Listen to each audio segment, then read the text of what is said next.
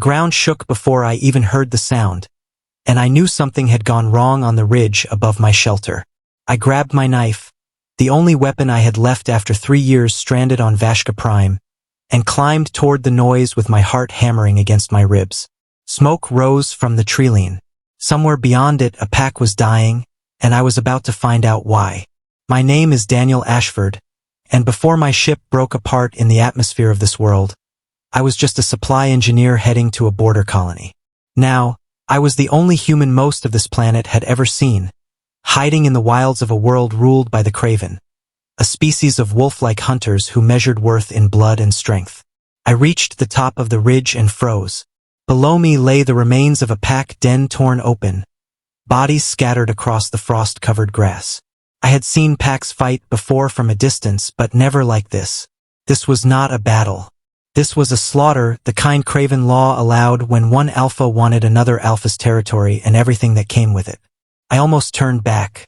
Getting involved in craven politics was the fastest way to get myself killed. But then I heard it. A small, broken whimper came from beneath a collapsed shelter of woven branches. I should have walked away. I didn't. Underneath the wreckage, I found 2 cubs barely old enough to open their eyes properly, shivering and starving, pressed against each other for warmth. Their fur was marked with a pale silver pattern across their shoulders, a marking I had seen only once before on a craven trader who told me it meant alpha bloodline. Marked cubs like these were never spared. In craven custom, if the parents fell, the bloodline died with them because a broken line could not be allowed to grow and one day seek revenge. I looked at those 2 small, frightened faces, and I made a decision that would change everything. I wrapped them in my jacket and carried them back to my shelter. I did not have a plan. I did not know if I was signing my own death sentence by keeping them alive. All I knew was that I could not leave 2 starving cubs to die alone in the cold, no matter what the rules of this world said about bloodlines and weakness. The first few weeks were the hardest. I had no idea how to care for craven cubs. I fed them what I could hunt and forage, boiled water to keep them warm, and stayed awake through freezing nights, listening for predators that might smell them before I did. I named them Kale and Vera, simple human names because I did not know their birth names, and because giving them something from my own world felt right. They grew fast. Within a year, they were already taller than any human child their age would have been, with sharp eyes that watched everything I did. I taught them how humans think, not just how craven hunt. I taught them patience instead of pure aggression. I taught them to set traps instead of chasing prey until exhaustion. I taught them that working together mattered more than who was strongest in the moment. Other craven found us more than once. Scouts from nearby packs became curious about rumors of a human raising monsters in the wild. Some came with weapons ready, expecting an easy kill. I learned quickly that confidence and unpredictability kept me alive more than any blade could. Craven respected strength, yes, but they respected the unknown even more. And nothing was more unknown to them than a human who refused to run and refused to fight the way they expected. One encounter stands out clearly in my memory. A hunter named Vashka, broad-shouldered and confident, tracked us to a stream where Kale and Vera were practicing how to move without being seen. Vashka stepped out from the trees, teeth bared, certain he had found an easy target in a den without a real alpha to protect it. I stepped between him and the cubs before he could take another step. "They are mine," I said, keeping my voice steady even though my hands were shaking. "If you want them, you'll have to go through me first." Vashka laughed, low and mocking. Humans were known as strange creatures across this world, said to survive things that should have killed them.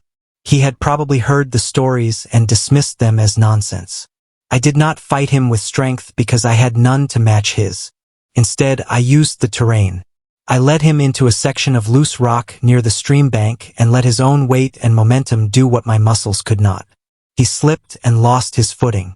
By the time he recovered, Kale and Vera had already vanished into the trees, exactly as I had trained them. Vashka left without them that day, more confused than angry. Word spread after that.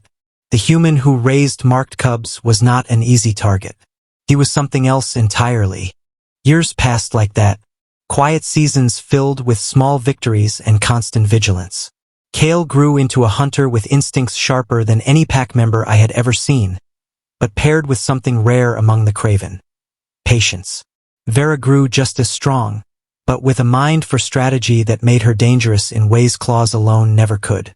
I taught them everything I knew about survival, about thinking 3 steps ahead, and about mercy being a tool rather than a weakness. I told them stories about Earth, about human history, about how our species survived. Not because we were the strongest, but because we adapted faster than anything else. They listened to every word. One evening, when Kale and Vera were nearly full-grown, a group of traveling craven merchants passed through our territory, seeking shelter from a storm. I welcomed them cautiously, as I always did, watching for any sign of danger. It was during that storm that everything changed. One of the merchants, an older craven named Antha, stared at Kale and Vera for a long moment before speaking. "Silverback bloodline," she said quietly. I thought that line was gone. The silence that followed felt heavier than any storm outside. Antha explained what I had always suspected but never confirmed. Kale and Vera's parents had been alphas of a respected pack, betrayed and killed by a rival named Draven, who had claimed their territory and title through the slaughter I had stumbled upon years earlier. Draven ruled that territory still, feared and unchallenged, because everyone believed the bloodline he destroyed was gone forever. Kale and Vera listened without a word. But I saw something shift in their eyes that night. A spark of purpose neither of them had shown before. I did not try to stop what came next. I could have. I could have told them to stay hidden, to keep living safely in the shadows of the wilderness where no one could hurt them. But I had raised them to think for themselves, to make their own choices. Taking that away now would have betrayed everything I had taught them. Instead, in the weeks that followed, I gave them my final lessons. I taught them that strength was not only about claws and teeth, but about outthinking an opponent who expected nothing but brute force. I taught them that mercy, used wisely, could be more powerful than cruelty because it made allies out of those who expected only fear. I taught them that loyalty between 2 hunters who trusted each other completely could overcome an army of craven who trusted no one but themselves. You don't have to fight the way they expect, I told them the night before they left. Fight the way I taught you. Fight like nothing they've ever seen. Vera looked at me with eyes that reminded me of the frightened cub I had once carried home in my jacket. "What if it isn't enough?" she asked. "It will be," I replied, and I meant it with everything I had. They left before sunrise, moving quietly through the forest toward the territory that had once belonged to their parents. I stayed behind, not because I didn't want to follow, but because I knew this had to be their moment, not mine. The following weeks were the longest of my life. I heard rumors carried by travelers passing through, stories of 2 craven appearing at the edge of Draven's territory and challenging his right to rule under the old bloodline laws. Draven, confident in his strength and unwilling to appear weak by refusing a challenge, agreed to meet them. What happened next spread across the region faster than any storm. Kale and Vera did not fight the way tradition expected. Instead of a direct clash of strength against strength, they used the terrain the way I had taught them, drawing Draven's forces into positions where numbers and brute force meant little. They worked together with a trust that Draven's own pack, built on fear rather than loyalty, could never match. When the moment came for the final challenge, Vera used strategy to expose weaknesses Draven never expected to be tested. Meanwhile, Kale's patience allowed him to outlast an opponent who relied only on speed and aggression. Faced with a defeat he could not explain through any rule he understood, Draven ultimately yielded his claim rather than risk further humiliation before his own pack. It was the first time in generations that a challenge had been won, not through raw dominance, but through methods the craven had never respected before. The story spread like wildfire. A human had raised marked cubs thought to be extinct. And those cubs had returned, not as forgotten orphans, but as legends who reclaimed their bloodline using strengths no one in craven history had ever valued before. I heard all of this secondhand, sitting in the same shelter where I had once kept 2 starving cubs warm through freezing nights. It felt strange hearing stories about the people I had raised as if they were legends rather than the same cubs who used to fall asleep curled against my side. Then one morning, I heard footsteps approaching my shelter, steady and confident, unlike the frightened scouts of years past. I stepped outside and saw them. Kale and Vera stood taller than I remembered, marked not only by their silver bloodline pattern, but also by scars that told the story of everything they had overcome. Behind them stood members of their reclaimed pack, watching silently, waiting to see how their new alphas would treat the human who had raised them. Vera stepped forward first. "We came back," she said simply. "I see that," I replied, my voice catching in a way I hadn't expected. Kale looked around at the small shelter, the same one that had protected them as cubs, and something in his expression softened. "This is where it started." "This is where you started," I corrected gently. "Everything after that was you." They exchanged a glance. Then, in front of their entire pack, they lowered their heads toward me. It was a gesture I had learned meant the deepest respect among the Craven, reserved only for those considered family by blood or by choice. The pack members behind them watched in stunned silence. In all of Craven history, no outsider, let alone a human, had ever been given that gesture by reigning alphas. "You didn't have to do that," I said quietly. "We wanted to," Vera replied.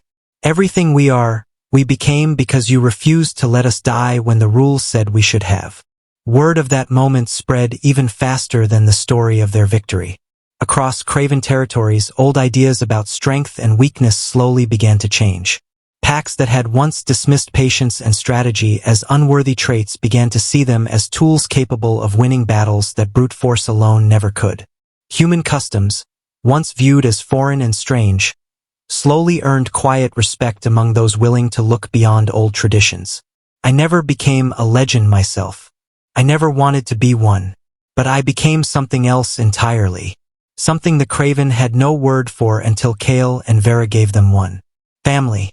Years later, when travelers spoke of the reign of Kale and Vera, the alphas who reshaped what strength meant across their territories, they often asked how two cubs marked for death had become legends respected by an entire species. The answer was simple, though it took me years stranded on a hostile world to understand it myself. Legends are not born from strength alone. They are built quietly in moments no one else is watching, through patience, sacrifice, and the simple refusal to give up on something the rest of the world has already decided is worthless. I did not raise Kale and Vera to become legends. I raised them because they deserved a chance to live. Everything else they built themselves.